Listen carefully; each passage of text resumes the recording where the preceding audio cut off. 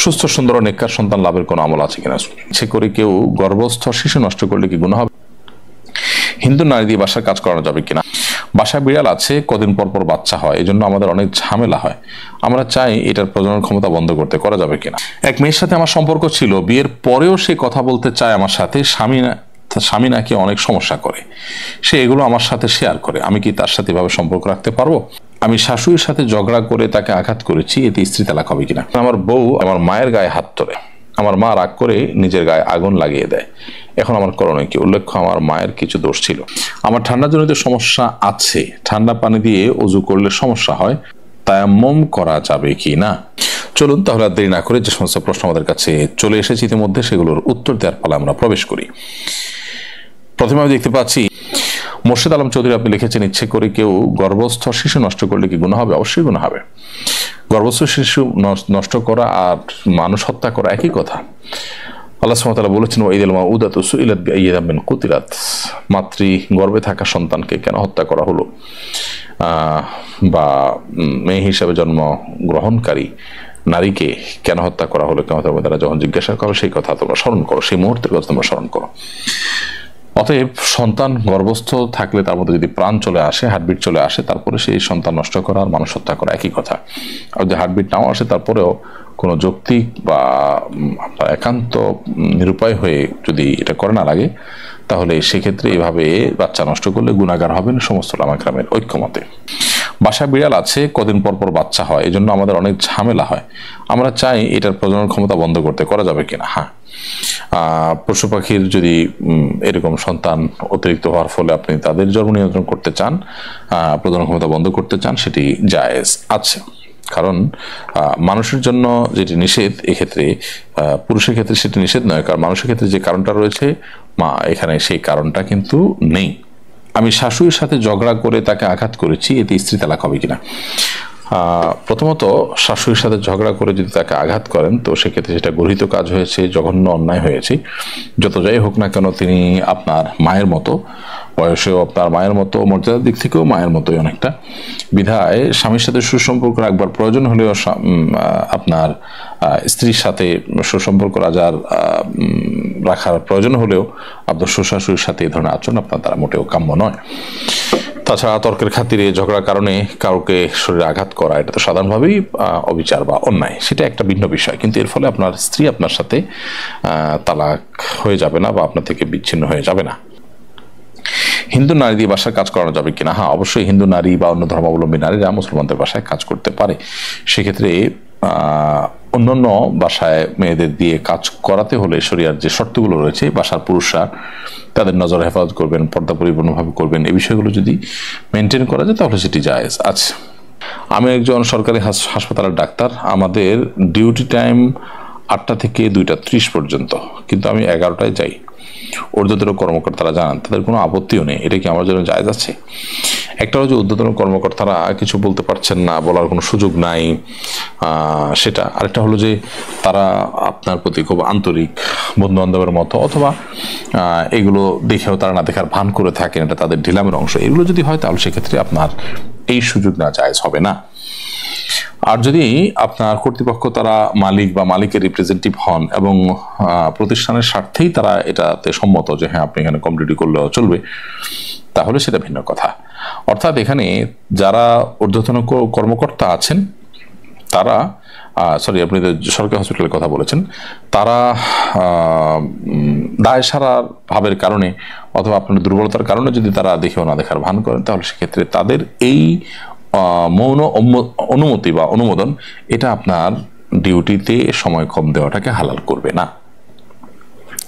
আমার উপর যতটুকু ট্যাক্স আসে আমি তা আদায় করতে প্রস্তুত, কিন্তু উকিল বলেন আমরা আপনার ইনকাম কম দেখাবো, বিনিময়ে আমাকে এত টাকা দিবেন। আমি বেশি ট্যাক্স দিতে রাজি ছিলাম, কিন্তু ঘুষ দিতে রাজি ছিলাম না, তাই আমি এ দাবি প্রত্যাখ্যান করি।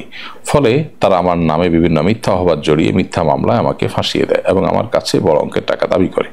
বাধ্য হয়ে আমি তাদেরকে টাকা দিই। এটিকে আমার গুনাহ হবে না? আপনি গুনাহগার হবেন না, বরং আপনি আল্লাহ তাআলাকে সবের ভাগীদার হবেন, কারণ আপনি হারাম থেকে বাঁচার জন্য সংগ্রাম করেছেন, চেষ্টা করেছেন। অবশ্য আপনি একটু কৌশলী হয়ে চেষ্টা করলে হয়তো আপনার এই পরিণতি হতো না। আমির হোসেন, আপনি লিখেছেন, আমার বউ আমার মায়ের গায়ে হাত তোলে। ইন্না লিল্লাহ। আমার মা রাগ করে নিজের গায়ে আগুন লাগিয়ে দেয়, এখন আমার করণীয় কি? উল্লেখ্য আমার মায়ের কিছু দোষ ছিল। আপনার মায়ের যত দোষী থাকুক না কেন, স্ত্রী আপনার মায়ের গায়ে হাত তোলা, তার মার মর্যাদার সমান এরকম নারীর গায়ে হাত তোলা অবশ্যই তার অপরাধ হয়েছে। এক্ষেত্রে স্ত্রী যদি তার ভুল বুঝতে পারেন, তাহলে সেক্ষেত্রে ভবিষ্যতের জন্য তাকে সংশোধনের সুযোগ দিতে পারেন, তবা সুযোগ দিতে পারেন, এবং মায়ের কাছে উভয় মাপ চাইবেন, এবং মায়ের দোষগুলোকে যেন হজম করেন, সহ্য করেন স্ত্রী, তাকে বোঝানোর চেষ্টা করবেন, কাউন্সিলিং করবেন যে বৃদ্ধ মানুষ, তারা অনেক কিছুই বোঝেন না, তাদের অনেক কিছুকে ক্ষমাসুন্দর দৃষ্টিতে দেখতে হয়, নিজেরাও একদিন বৃদ্ধ হব আমরা, এরা স্ত্রীকে বোঝানো যেতে পারে। আর মায়ের কাছ থেকে অবশ্যই ক্ষমা প্রার্থনা করতে হবে, উভয়ের যতক্ষণ মধ্যে দিল থেকে ক্ষমা করে না দেন ততক্ষণ মধ্যে ক্ষমা চাওয়া অব্যাহত রাখতে হবে। আল্লাহর কাছে বিপরীত লিঙ্গের প্রতি আকর্ষণ কমানোর দোয়া করা যাবে কিনা? কিভাবে বিপরীত লিঙ্গের আকর্ষণ কমানো যায়? বিপরীত লিঙ্গের প্রতি আকর্ষণ কমার দোয়া কেন করবেন? আকর্ষণ কমা বা আকর্ষণ না থাকা এটা তো অসুস্থতা। আপনি পর্দাহীনতা থেকে মুক্তির জন্য নিজেকে পরিচ্ছন্ন রাখবার জন্য আল্লাহর কাছে দোয়া করবেন যে আল্লাহ আমার মনের ভিতরে যেন পরনারীদের প্রতি বাজে চিন্তা না আসে বা দৃষ্টিকে যেন আমি হেফাজত করতে পারি, আপনি সেই দোয়া করবেন। আপনি নিজের কোনো শক্তি বা নিজের কোনো সামর্থ্যকে নষ্ট হওয়ার দোয়া আপনি আল্লাহ তাআলার কাছে করবেন না। আর যদি এখানে আকর্ষণ কমানো বলতে আপনি নিজেকে নিয়ন্ত্রণ করা বোঝেন, তাহলে ঠিক আছে, সে অর্থে তো আপনি দোয়া করতেই পারেন। আমার ঠান্ডা জনিত সমস্যা আছে, ঠান্ডা পানি দিয়ে ওযু করলে সমস্যা হয়, তায়াম্মুম করা যাবে কি না? ভাই, ঠান্ডা জনিত সমস্যা যদি এই পর্যায়ের হয় যে ওযু করলে আপনি ভয়াবহ অসুস্থ হয়ে যান, অসুস্থ থেকে আর আরোগ্য লাভের কোনো উপায় থাকে না, মুমূর্ষু হয়ে যান, এবং গরম পানিতেও আপনার কাজ হয় না, তাহলে সেক্ষেত্রে তায়াম্মুম করলে আপনার চলবে। সাধারণত এরকম পর্যায়ে যায় না, সাধারণত একটু কষ্ট হয়, হয়তো ঠান্ডা লাগে, তাহলে সেক্ষেত্রে আপনি গরম পানি ব্যবহার করেন, একটু কষ্ট করেন, তাহলে ওযু করতে পারেন। অর্থাৎ পানি ব্যবহার করার সক্ষমতা যতক্ষণ থাকবে, যে কোনো উপায় যতক্ষণ মতো ওপেন থাকবে ততক্ষণ তো আপনাকে পানি ব্যবহার করে উযু করতে হবে। যখন পানি ব্যবহার করে উযু করা সম্ভবপর হবে না কোনো কারণে, একদম নিরুপায় হয়ে যাবেন, তখন আপনি তায়াম্মুম করলে চলবে। এক মেয়ের সাথে আমার সম্পর্ক ছিল, বিয়ের পরেও সে কথা বলতে চায় আমার সাথে, স্বামী নাকি অনেক সমস্যা করে, সে এগুলো আমার সাথে শেয়ার করে, আমি কি তার সাথে এভাবে সম্পর্ক রাখতে পারবো?